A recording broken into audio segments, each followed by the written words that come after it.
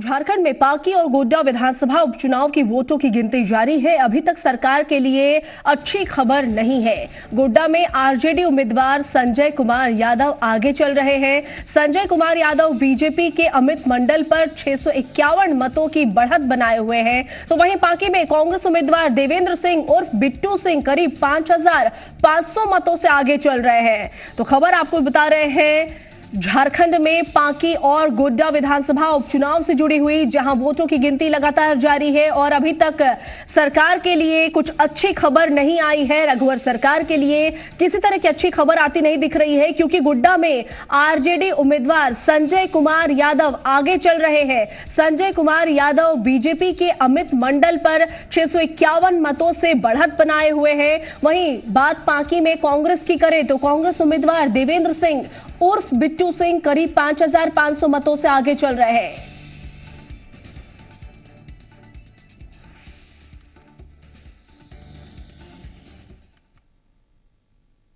और इस पूरी खबर पर और ज्यादा जानकारी देंगे जी मीडिया संवाददाता सनी शारद हमारे साथ लगातार जुड़े हुए हैं। सनी, कौन आगे चल रहा है, कौन पीछे चल रहा है, क्या वहां पर नजर आ रहा है अभी?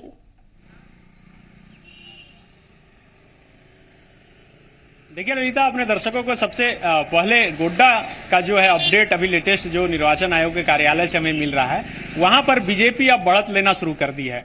छठे राउंड में लगभग 600 वोट से बीजेपी वहां पर आगे चल रही है। अभी जो हमें सूचना प्राप्त हुई है, लेकिन जो पांचवें राउंड की जो वोट काउंटिंग थी उसमें अब तक आरजेडी के प्रत्याशी 650 वोट के लगभग से आगे चल रहे थे। तो कह सकते हैं कि जैसा कि हमने पहले भी बताया था कि बसंतराई का जो इलाका था, बसंतराई ब्लॉक का, उसकी गिनती जब शुरू हुई थी तो उसमें लगातार आरजेडी के जो प्रत्याशी हैं वो बढ़त लेते दिख रहे थे।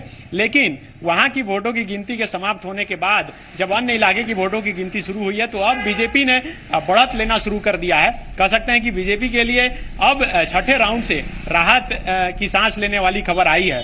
और दूसरी ओर यदि पाकी विधानसभा क्षेत्र की बात करें तो वहां पर लगातार जो कांग्रेस के प्रत्याशी हैं बिट्टू सिंह, वो लगातार बढ़त लेते हुए दिख रहे हैं। पहले राउंड में वो लगभग 600 वोट से आगे थे और दूसरे राउंड में 2600 वोट और तीसरे राउंड में 5500 वोट के आसपास से आगे चल रहे हैं। तो समझा जा सकता है कि आखिर किस रफ्तार से वहां पर कांग्रेस आगे बढ़ रही है। और जहां तक बीजेपी की बात है ललिता, तो दूसरे राउंड में पाकी में बीजेपी को सिर्फ 1500 वोट दूसरे राउंड की गिनती के अनुसार मिले हैं। तो समझा जा सकता है कि आखिर बीजेपी की पाकी में क्या स्थिति है। हालांकि बीजेपी गोड्डा में अब थोड़ी मजबूत स्थिति में दिख रही है और आरजेडी को दबाने की कोशिश कर रही है। 600 वोट से आगे निकल चुकी है। लेकिन गोड्डा की जो तस्वीर है ललिता, वो यह भी दर्शा रही है कि जिस तरह से महागठबंधन नहीं हो पाया, जेएमएम, कांग्रेस और आरजेडी के गठबंधन के प्रत्याशी नहीं आ पाए, उसका भी खामियाजा कहीं ना कहीं आरजेडी के प्रत्याशी संजय यादव को भुगतना पड़ रहा है। क्योंकि जो जेएमएम के कैंडिडेट हैं वो भी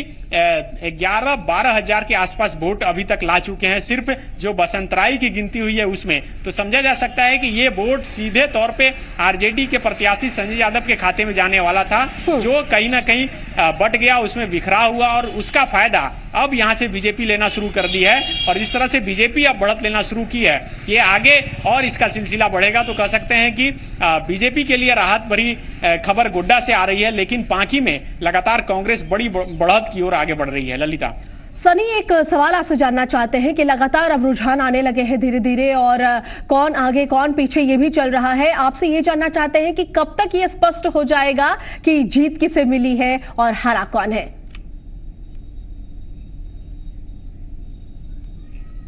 देखिए 11:30 बजे के बाद कह सकते हैं कि 12 बजे के आसपास स्थिति लगभग स्पष्ट हो जाएगी, क्योंकि गोड्डा में 24 राउंड की गिनती होनी है और 6 राउंड की गिनती हो चुकी है। तो कह सकते हैं कि 15 राउंड के बाद जो गिनती होगी वो लगभग कहीं ना कहीं स्थिति को साफ कर देगी कि आखिर कौन बाजी मारने वाला है। दोनों सीट पर लगभग 12 बजे तक स्थिति बिल्कुल स्पष्ट हो जाएगी और उसी का इंतजार है। और तमाम पदाधिकारी भी निर्वाचन आयोग के लगे हुए हैं, जो दोनों जगह से जो रिजल्ट्स आ रहे हैं उसके अपडेट लगातार अपडेट कर रहे हैं। ललिता, बिल्कुल सनी, बहुत शुक्रिया करना चाहेंगे इन जानकारी के लिए। आप नजरें बनाए रखें कि आखिर कौन आगे चल रहा है, कौन पीछे।